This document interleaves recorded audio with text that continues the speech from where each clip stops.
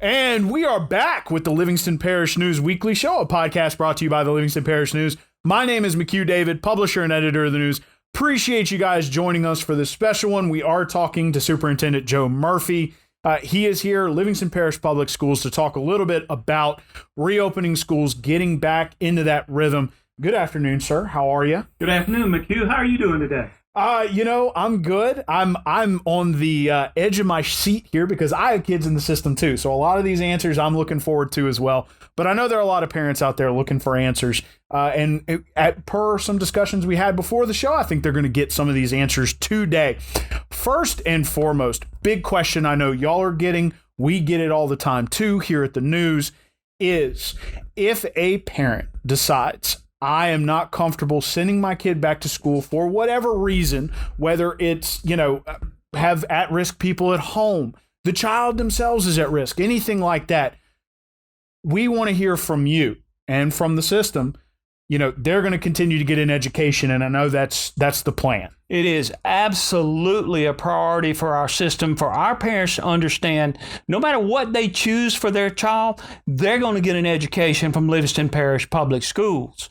We are prepared to offer our kids virtual options at home. We hope to be able to provide that education that our children who are coming to school on our new phased rollout plan, your children who stay at home, they're going to get the same opportunity and the same instruction as those children who are on our campus. So I want to assure our parents that we are working every day diligently to be sure we address the needs of every child enrolled in our schools. I would ask for parents' patience as we roll this out and we look into this.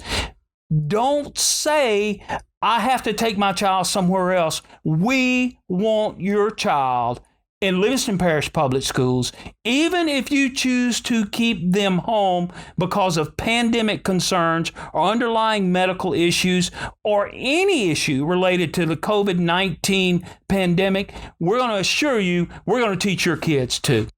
So, want to get into that real quick before we get into the rest of the questions, because we're going to get down in the weeds a little bit. But one of the things that the system said, especially with the rollout plan, which, as mentioned, we're going to talk a little bit about those nitty-gritty details in a bit, but calling your school, getting Absolutely. That direct information. So July 24th, which is this Friday, we're recording this on Monday, we were expecting an announcement from the governor. We didn't get it today. We're probably going to get it sometime this week about where we're going in terms of phase 2 to phase 3, staying in phase 2, that kind of thing. But want to hear from you, contacting your schools. That's the main thing. Absolutely. I want you to know that our principals are working extremely hard right now. We've already put out our rollout in phase 2, which we are anticipating a rollout in phase 2, which would be a blend between in-person instruction and virtual instruction. We have our children divided into A groups and B groups. But I think, McHugh, what you're talking about right now is those parents who choose to keep their kids at home. And we're really calling that kind of our C group of students. Okay. And our principals are in the process, and they'll be reaching out to parents after the 24th. And parents, I implore you to reach out to your child's school or schools. We know parents have more than one child in one school, right. And we're working on that right now. And if you choose to keep your kids at home, that virtual instruction, which, by the way, we'll be rolling out 2 documents tomorrow related directly to what the expectations are for students, what the expectations are for teachers, what the expectations are for schools, what the expectations are for parents in this virtual setting. We're trying to give our community and our public a solid plan that they can get behind and feel confident that their children are going to get an education, no matter whether they're an A student coming on Monday and Wednesdays, a B student coming on Tuesday and Thursday, or whether they're a C student who's not attending on our campuses but still enrolled in our schools. Right. We are working feverishly to be sure we present a viable, functional plan that works for all our children. And while I'm on this, okay, I know that there is a lot of concern about our special needs population. We are working really, really hard. You know, we've already said in our reopening plans that some groups will attend school on 5-day basis. Yeah. We specifically referenced some special education children with some qualifying factors that we're going to bring in 5 days a week.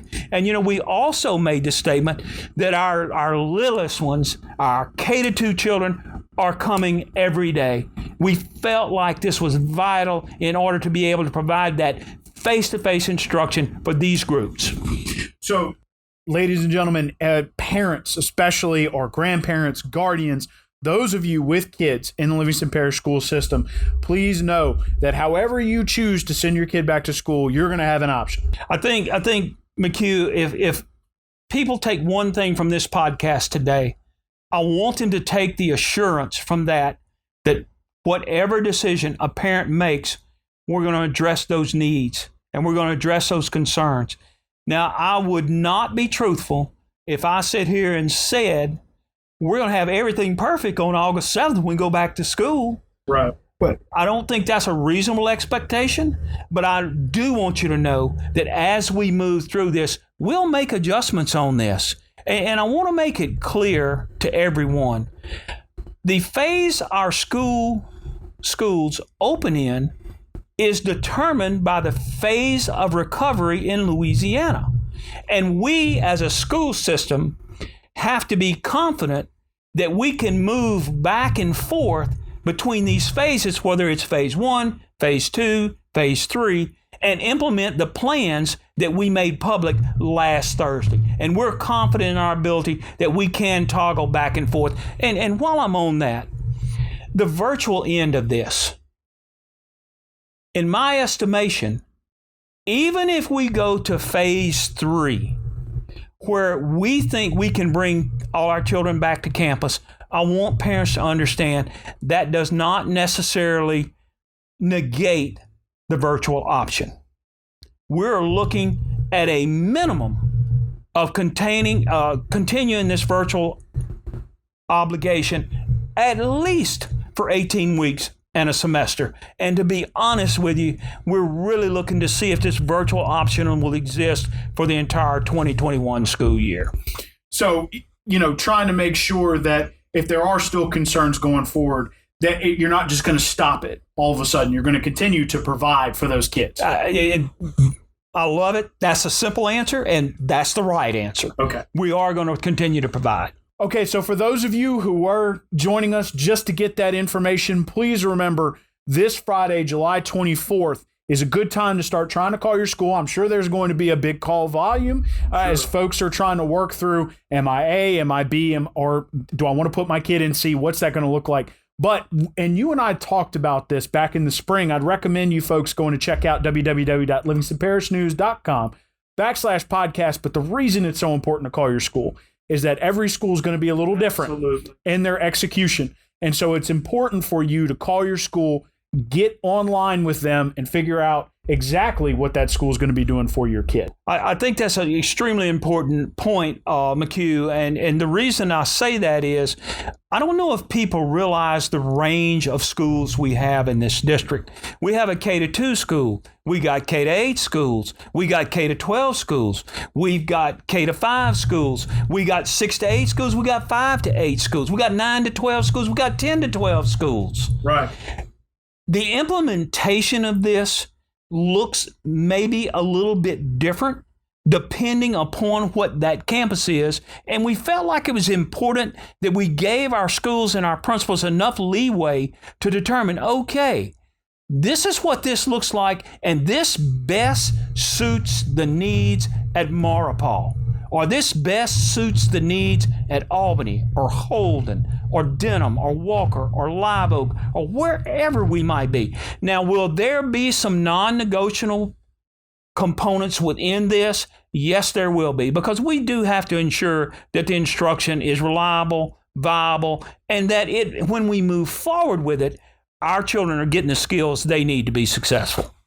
All right. So please remember, folks, to please call your schools starting July 24th. Stay persistent with it.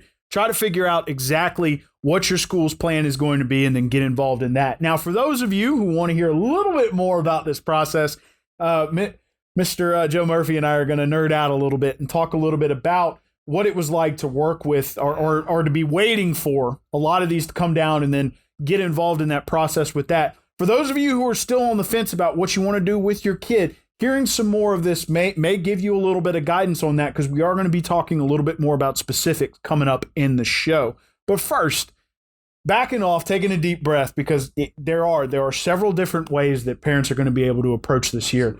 But leading into this, there's been federal task force, Centers for Disease Control, the governor, Louisiana Department of Education. Tell us a little bit about what it's like as the leader of this system. You know, you're looking at over 44 school sites, tens of thousands of kids, thousands of employees, but you got to wait for that guidance to come down. What's that like? Look, everybody wants every answer right now. Right. The problem is, if I give you an answer right now, if you call me tomorrow morning, it may be a different answer.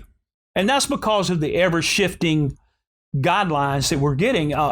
Just last week, our Board of Secondary and Elementary Education in the state of Louisiana developed some minimum standards.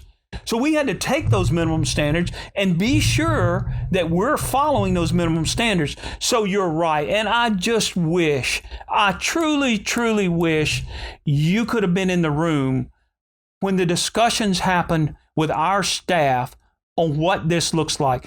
To put everybody's mind at ease, I do want you to know this has been an extremely collaborative effort on the school system part. We had a committee of administrators we went to with this. They compiled the information. They went back. They talked to their administrators. Their administrators touched base with their parents on their campuses. This has been a huge, huge collaborative effort. And you're right. You know, I'm going to be real honest right here. One of the big questions we had was, what does our schedule look like? Is it AB, cleaning day, AB? Was it AB, virtual day Friday? Was it virtual day Monday, AB? And I'm going to be just totally candid and honest with you here, McHugh. We did not reach a decision on that. I did not reach a decision on that until last Sunday night. And I'd like to explain for just a second why we wound up where we did. Number one, and it's by far our greatest overarching principle, PLE, in this discussion. We have to do what we believe is best for our kids, and we believe as much face-to-face instruction as we can get them while we're in phase 2 is absolutely what we needed to do. Right. Second, with the schedule that we're on right now, one of the great things that we've been asked to do is to feed children 5 days a week. And I won't go into the specifics with this, but we will have, when your child is in a virtual day, we will still have drive-through lunch for those children in the virtual setting. That would also include those children who are not on our campus at all. We will provide, or maybe I should say, we will offer a lunch. Now, I guess the inconvenient part is you got to come pick that up. Right. But we will establish a schedule that'll be posted on our school's website. So if you have a child attending, let's say I'm next to Denham Junior down here. If you have a child attending Denham Junior, they're on a virtual day, you can look on their website, see what their drive-through lunch schedule looks like, and you can go pick up that child's meal. And here's the important part.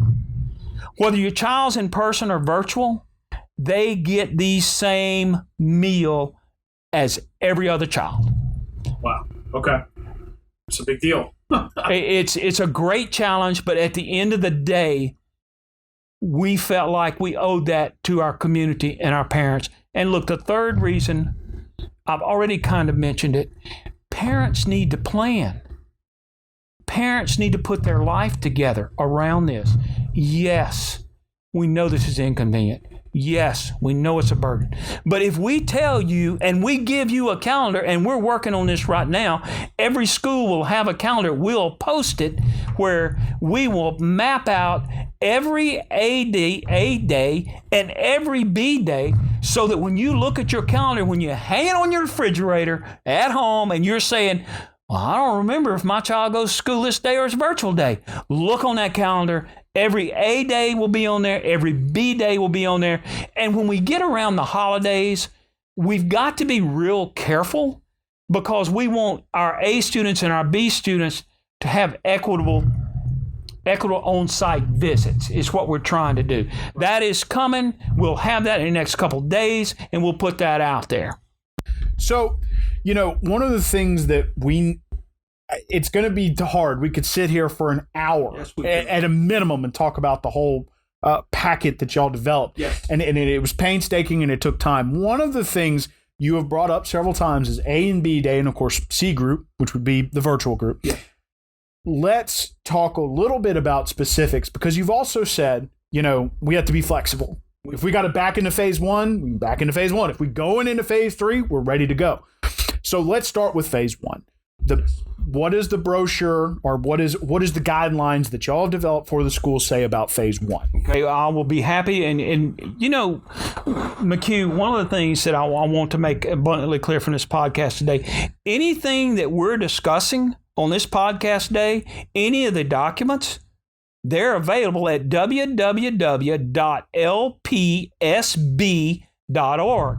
There is a banner right across our landing page, our home page, whatever you want to call it.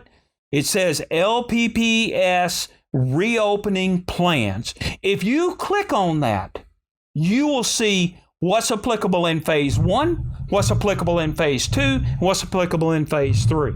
Now, let's answer McHugh's question here now. In phase 1, basically, all our children are going to be virtual, with the exception of possibly some small groups that absolutely must have face-to-face interaction. Now, we are bound in phase 1 to a group size of 10. And that includes the adults in that group size. So as you can see, it's very problematic for us to have our schools in groups of 10. That just does not work. So in phase 1, McHugh, basically our children are all virtual, but our teachers are still teaching 5 lessons a week. We're still, and there are expectations. I want to point out that the new phase plan we have, our new Strong Start plan here, in the spring, we were caught off guard with this. And in all honesty, we tried to do the absolute best that we can. And there was a lot of leeway as to what students had to do or what was required. I want to make this abundantly clear. That is not the case this fall. There are absolute expectations as far as instruction, and I need to make this clear. Attendance counts. Whether your child is on site or virtual, we have to take attendance. We operate under Bulletin 741 from Bessie, and it says attendance is mandatory. There are expectations of your child to complete assignments. There are expectations of them to participate in lessons. So I want everybody to understand the virtual option here that we're talking about. The expectations for those children are the same whether you're an A child, a B child, or a C child. So I want everybody, this is not like the spring where, maybe we handed out packets, and we told them, do the best you can. No, we have an obligation to educate children. And for us, it is an obligation to educate children. It's also our obligation to figure out what that education looks like in phase 1. Right. Now, moving to phase 2, we've kind of already discussed that.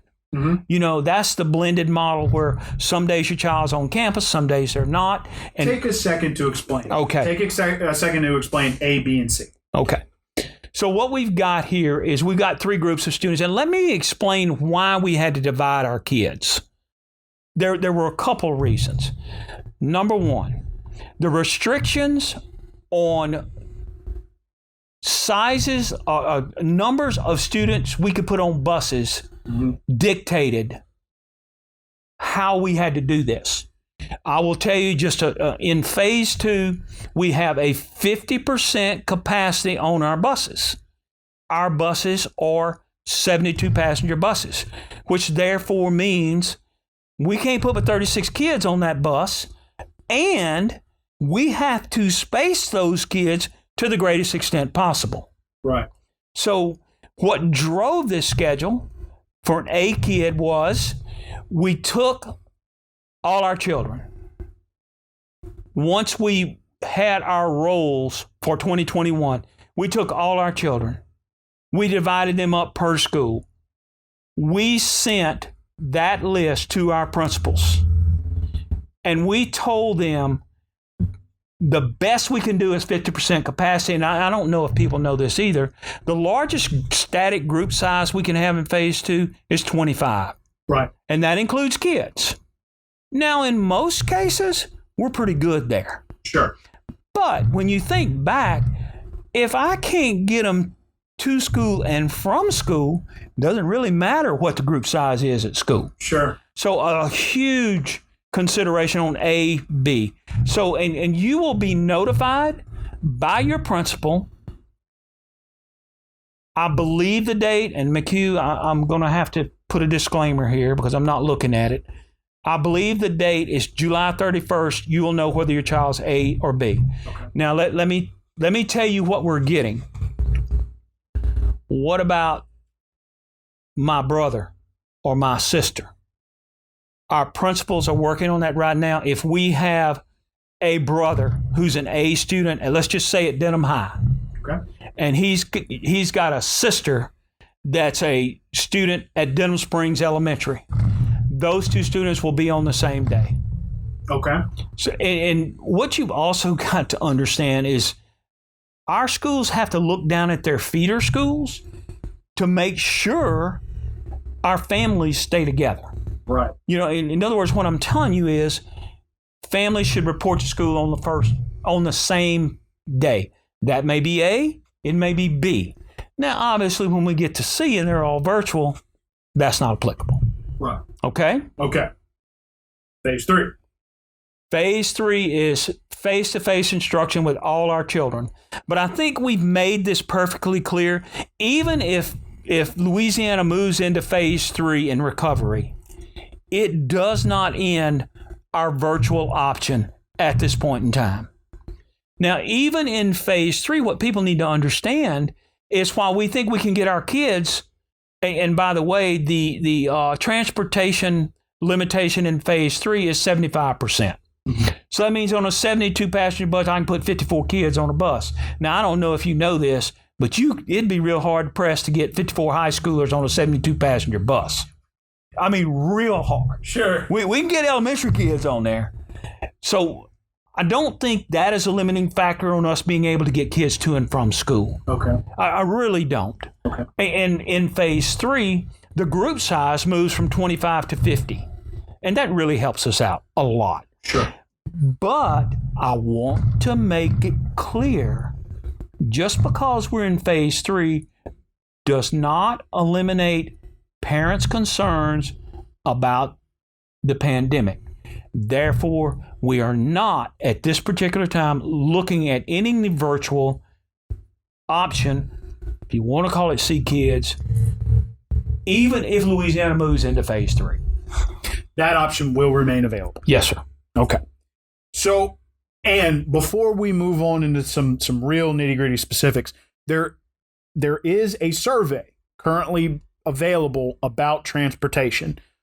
We know you don't have the full answers to that yet. It's going to be sometime either next week or the week after. Yeah. But want to remind parents, if you haven't filled it out yet, they have until this Friday, correct? I believe that is correct. I think it's active until the 24th. And it is available on that same website. Yes, it is, www.lpsb.org. Please remember, parents, go fill that out. That is important, especially if the school system moves into phase 2 or stays in phase 2. Absolutely. Rather, that is important. They need to know that. So getting into, I keep teasing the nitty gritty, but there are some parts of the guidelines that are going to change interaction between faculty and interaction between faculty and students. It's just going to change a lot of the culture. Wait. Here comes the face mask question. Is that where you're heading? It's part of it. But first we want to, from a 32,000 feet standpoint, there are a lot of little parts to the Bessie guidelines. There are a lot of little parts in that 17-page booklet. I do recommend, if you are a parent, please go look through it. Absolutely. You're not going to get all of it the first time. Absolutely. It takes a couple of readings. I've looked through it 3 times. But it is important to note that there are little pieces in there that sort of change interaction. Masks are one of them. We'll talk about that specifically in a second. But how have faculty, staff, teachers, central office people kind of gotten into this plan? Listen, when we started developing this plan, and we've been working on this plan for months now, but, it's always great when you work on a plan. Mm-hmm. And then when you roll it out, it's like, oh. Yeah. That was a great idea. I didn't think about that. I wasn't sure about that. I want you to know that I have asked our employees, my staff, and our employees, and I've made it clear. Listen, I know there are things about this that you have questions, concerns, and I'm speaking specifically to my employees right now, to my bus drivers, to my custodians, to my school food service workers, to my teachers, to my administrators. I want to assure you that your safety and well-being was taken into the account of this, and Livingston Parish Public Schools is immersed right now, as we're sitting here talking on this podcast, on trying to provide the safest, healthiest environment that we can. Will we ever eliminate all those concerns? No, I know we will not. But I want the public to understand, and especially our employees. Listen, we understand. But at the end of the day, folks, it's about the kids. Right. And we have to try to decide what we do is best for everybody in this environment, including our employees. Sure.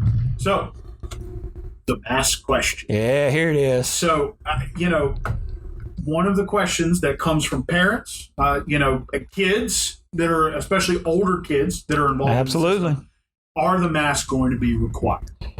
Here's where the Bessie guidelines come in. Okay. We're going to abide by those Bessie guidelines, and if you really want me to bore you with the details, McHugh, I can certainly do it. So at K-2, the guidelines say that the children are not required to wear a mask. Right. And when you think about that, recognition and speech recognition and voice recognition at K-2 is so important that we feel like they need to see and they need to be able to have that phonic recognition as we move forward. Right. That's in the guidelines. Now, let me be clear about something. Are we requiring our employees to wear a mask? Yes, we are. Okay. We are. If they're within 6 feet, or if they're within that social distance area that the governor has defined or the guidelines has defined, if my teacher is teaching at the front of the class and she or he is not within 6 feet, then they may remove that mask in order to do instruction. Okay. Now that's K-2. 3 to 12, it is real simple. We want our children to wear masks to the greatest extent possible. That would be on entry, on exit, during transition times during the day. I am imploring our parents to have their children please wear a mask. So then the question becomes, what happens if that doesn't happen? Right. We're going to look at every mediation option. If that child comes to school and says, I forgot my mask, which I know you don't believe it, but that's going to happen. About $1 million. Oh, I believe it. I'm gonna get a call from one of mine. I know that. Bring me my mask. Yeah. And when we looked at this, and I don't know, you probably hadn't had a chance to look through the guidance on what a mask, and we really are not calling them masks anymore. Right. We're calling them face coverings because there are lots of different types out there. There are gaiters, that's really popular. And when you really stop and think about it, wearing a gaiter is a good thing because that never leaves that student. Right. They have possession of that all day. Parents, I'm imploring you, please have your child wear a mask. If that is unacceptable, contact your schools. We will work with you. We will try every mediation effort we can. And really, please consider this. That's for your child's protection, but that's also for other children's protection. And that's also for our employees' protection. And now I can say, and I've already said this once, we're requiring our employees to wear a mask. Right. Now, I'm not saying that we're going to come to school and wear a mask from the beginning of school to the end of school. But in applicable areas where they're less than 6 feet in contact, they need to have a mask on. Would like to get your perspective on this before we move into a couple of other things before we wrap up. The interesting thing that was brought up at one point, and again, want to get your perspective on it. You talked about masks being for kids, being for the kids' safety, being for other kids' safety, being for the teacher's safety. Want to get your perspective on something functional. If a mask is not worn and COVID gets into that school, then not only is your child not being instructed, other children are not being instructed because there's going to be consequences. Want to get your perspective on that. What our greatest concern is this. We have a situation in a school and a child tests positive, or if you want to say an employee tests positive. What does that process look like? Parents, let me talk to this just a minute. Let's say that we get that situation and that child, and by the way, all our employees and all our children are going to be temperature checked every day on an initial temperature check. Now, parents, we're smart enough to figure out if we put a child on a bus in August in Louisiana, when they get off that bus, the chances their temperature elevated could be pretty good. But I want you to understand that we're not contacting parents on that first check. We will take those children. We will isolate those children. We will wait some time. We will re-temperature check those children. If that temperature exceeds 100.4, then yes, we're going to call parents to come get that child. Parents, when you pick up your child, we will hand you a document on the next steps for you. Now, I think you talked about consequences, in the midst of this. The consequences, the ultimate consequence for us here is if we don't do everything we can to protect ourselves and our children, our schools are going to be back in a phase 1 setting, and we don't want that. Right. We really don't want to go backwards on this. We want to move forward. Right. If you have reservations or concerns about any of this, and when we redid our and we just put this in our reopening plans, and once again, all this is on our document. Yes. You can go read it and you can go see it. We want our people to be comfortable in what they do. Now, I need to talk for just a second, McHugh, if you'll spare me. Go ahead. Parents, this is for you. I'm telling you, I'm asking you, and I'm imploring you. If you're visiting our campuses, please wear a mask. If you forget your mask, we will supply you a mask. But with all due respect, I cannot risk my staff. If for some reason you don't want a mask or you don't want to wear a mask, our administrators will be happy to come outside. They will discuss you need. We know you need your children. We're not trying to keep your children from you. But what we're trying to do is provide the safest environment we can for everyone. So parents, and y'all visit schools all the time, please, I'm asking, please wear a mask to my schools. And we will have some signage on our doors, just like many of the businesses in Livingston Parish, who says you have to have a mask for admittance. And we're developing that signage, and it will be on our entry point to our offices in our schools. So that, it's important for parents to understand that. Please. That they're, not only is your child, but you as well, be required to wear a mask on campus, because the consequences extend past even your household, if you want to describe it, between your child and yourself. There are a lot of other people involved in this community. We're talking between 26 and 27,000 students, between 3,000 and 4,000 employees, 44 plus school sites. There's a lot of people involved in this process trying to move forward with that. As you said, trying to move forward into new phases. Absolutely. Don't want to be part of the problem, but part of the solution. So, a couple of questions that were specific, and these were things that we're going to kind of wrap up on, and then we're going to talk about funding real quick. When you already discussed attendance, want to repeat that real quick. Required. It is absolutely required. We don't have, we've asked this question of the Board of Secondary and Elementary Education.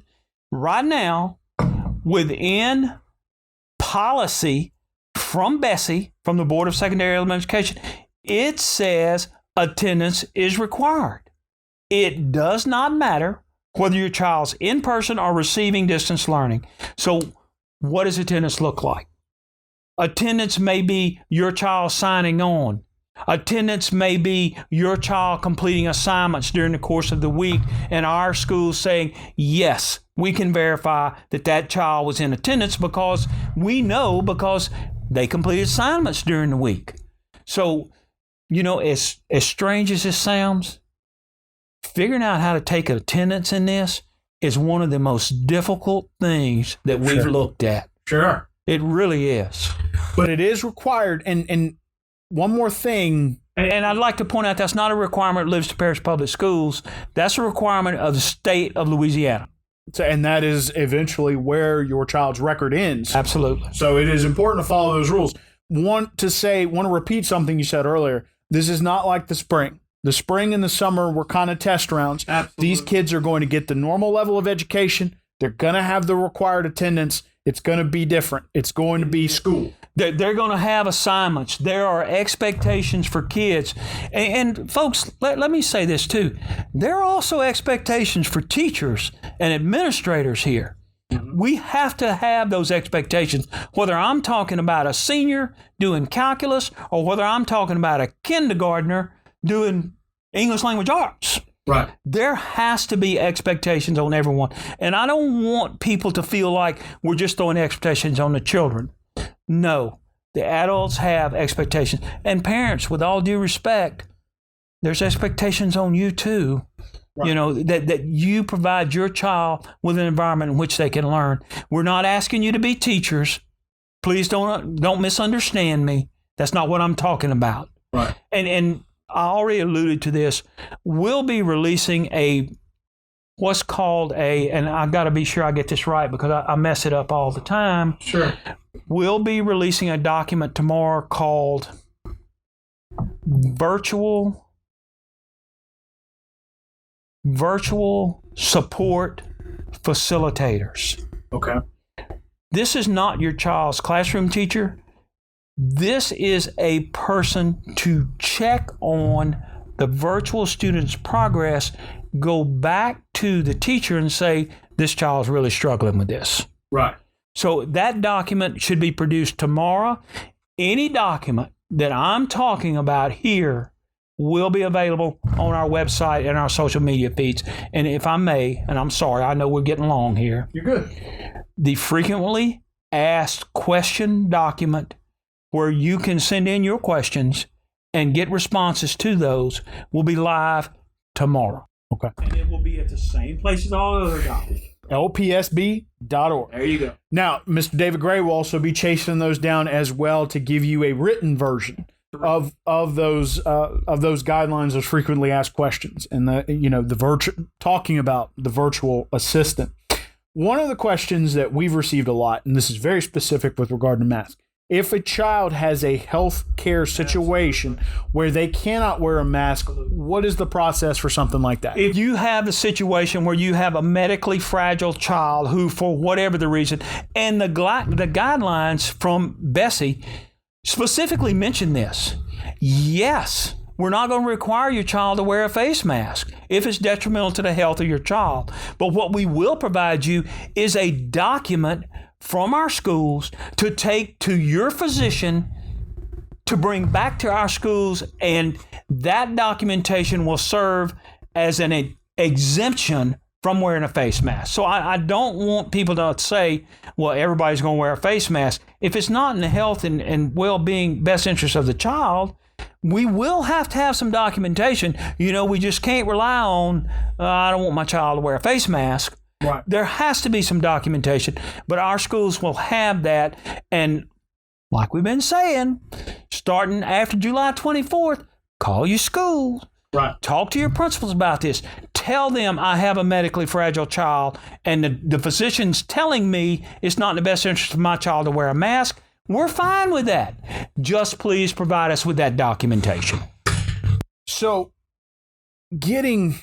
kind of moving into some of the ways that things look different virtually. We talked about this, you and I did, this was actually in June, so this was well after school had kind of wrapped up. Remember, we talked about funding in the CARES Act. There was money that came down, it was a little over $4 million, and it was to give you the opportunity to expand, especially in the virtual delivery world. Again, like you said, we're running a little long, but give us some of the details about what parents can expect to be available to them now that may not have been available to them in the spring. One of the things that we focused on so hard this summer, it's really two things. Is making sure every school in our district had a 1-to-1 computer ratio with the students that they had on our campus. I don't want people to misunderstand this. We're not talking about a 1-to-1 where we send a computer home with every child. Right. That is not our intention. It is our intention, if you have a need for a device, there is a form that our principals have that we used in the summertime to hand out devices when we were doing our summer instruction. Right. Parents get that form, they fill it out, and our schools will provide your child with a device. And going beyond that, and this is the big question now. What about connectivity? Right. We are establishing access points. We're providing hotspots. Now, to say that I can provide an access point or a hotspot to every household that goes to school in our system, that's simply not possible. But I want you to understand this. While we're doing that right now, and we've established these access points, and we're making these hotspots available, and by the way, there's another form that you can get from your school to request this. We're really turning our focus now as to what about our communities and our households that have no connectivity at all. Right. And that is like us pairing with providers in order to try to find connectivity or access. I want you to know this Thursday, I'm on a multi-person call discussing what our school system can do in conjunction with our providers, whether it be charter, whether it be e-tail, whether it be Cox, on how to address this connectivity issue. And in case you hadn't figured it out, this is certainly not a problem unique to Livingston Parish Public Schools. Yes. This exists in Louisiana, and this exists all over our nation. And I do know that there is, and I think this is where you're heading, so I'll just go ahead and let me put words in your mouth, okay? Go for it. All right, so is there a potential for more funding heading down the pipe? Right now in the United States Congress, there's basically two packages that have been proposed. There's a HEROES Act, which was proposed back in, I think, June, and I think Senator Cassidy, who is our local representative, local senator, has proposed what's called a SMART Act. Mm-hmm. Basically, those two acts, while they're a little bit dissimilar, try to address the same problems. Now, the HEROES Act is a little more specific when it comes to education than the SMART Act is. But at the end of the day, it's still a potential for more funding to support the reopening of schools in the United States. I want you to know, if that funding becomes available, our greatest focus within that funding, if it's within the guidelines, is to address this connectivity issue that we're looking at right now. And I know that is a major concern across our. And please remember what he said. You know, whenever these funds come down from the federal government, first they have to pass through both the House and the Senate, then it has to get signed, and then there are guidelines that are issued, and you got to be within that. But to your point, both the FCC and the state of Louisiana are both working in conjunction for rural. It's called rural broadband. They are trying to bring more connectivity to more places, especially in Livingston Parish, but across the state. It is a push across the state to connect more families and more households to the internet. So, and thank you for going ahead and mentioning that, because yes, that was going to be my next question. So with regard to that, we've talked about it. Want to wrap it up here. The big high points for this are, we have more connectivity, got to fill out a form, but virtual school is available for those families that are concerned about sending their kids back to school, and that that will remain this year. You're not just going to cut it off, and there is an availability. Oh, wait. You want to say something? Go ahead. I think I also need to make this caveat when we talk about you enrolling your child virtually. Here is the one caveat that we insist upon. Okay. If you choose the virtual option, you are committed to that virtual option for the minimum of a grading period. Okay. And I want to talk about grading periods. And the reason it's like that is because grading periods look different across our parish. If you're talking about K to 8, you're talking about a 9-week period. Right. If you're talking 9 to 12, you're talking about a semester period. Right. So parents, I don't want there to be confusion about I can take my child and move back and forth between these options. If you're choosing a virtual option, what we are asking you is to make that choice at a minimum for a grading period. And that's something I left out, and I think parents need to know that. Yeah, and that is important. So, I mean, let's go back to the beginning. There are connectivity solutions through the school. Yes. There are forms there. Virtual school is going to be available. You have to commit as a household to a grading period, and that is different. And that goes back to parents, guardians. Please contact your school. You have to talk to your principals about this. You have to talk to the administrators about this. And we've already mentioned this. What that looks like at Denham High may be something completely different than it looks like at 7th Ward Elementary. Right. So you have to make that personal contact. Parents, please be patient. Our administrators are answering every question as fast as they can. I have confidence that they will communicate with you. I have confidence they will post this information on their websites, and I have confidence that they will get to you, because we want your children. And let me say one more thing, and then I'm pretty much done. Make no mistake. Livingston Parish Schools, we were made for this. We will be successful. I have no doubt, because we have the best employees, the best parents, the best students, and the best community in the state of Louisiana. Well, thank you, sir. I mean, I think that was a pretty good wrap. Please, folks, remember, call your schools. There's going to be a lot of options. We did not get a governor's announcement today. We're hoping for it this week, but we do not know what phase we'll be starting in. As Superintendent Joe Murphy said, planning on phase 2. prepared for any phase that is available, and looking for that flexibility to move in and out as necessary. Want to remind folks, please remember that transportation survey is open until this Friday. You can find that at lpsb.org. That's very helpful for the system, very helpful for you to fill out. Want to remind folks that school is going to start on time, and it is going to start in August. So please be prepared for that. And if your kids are going to school, they're still going to need a uniform. So you got to get all that stuff prepared too. Just like attendance, you're going to have that uniform. There are some interesting places around town where you can get some branded masks as well that have Denham Springs High School or Live Oak High School, whatever high school or school that you attend. I'm sure you can find one.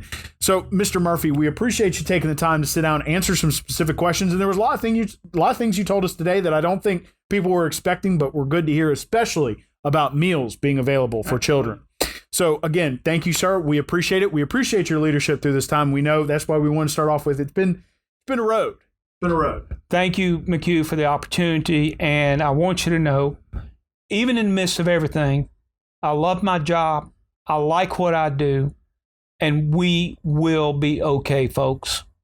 We're going to make it through. And I am sure this is not the only time you and I are going to talk probably over the next six-week period. Going to try to see what things look like after July 31st. We may have you back for maybe a little shorter show.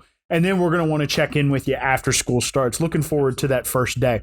One last time, joined by Superintendent Joe Murphy here. Thank you, sir, for joining us. My name is McHugh David, publisher and editor of the news. Appreciate you guys joining us for another edition of the Livingston Parish News Weekly Show, a podcast brought to you by the Livingston Parish News. Want to remind you guys, we are on Facebook, Twitter, LinkedIn, Instagram, and YouTube. We are once a week in print on Thursdays. That's $7 a month to get that in your mailbox. We are also online. We have our own website, www.livingstonparishnews.com. And we will have all of this information as these new forms roll out. They will be free. You can find them on our coronavirus page. We appreciate you guys joining us. We appreciate you sticking around, and we will see you next time.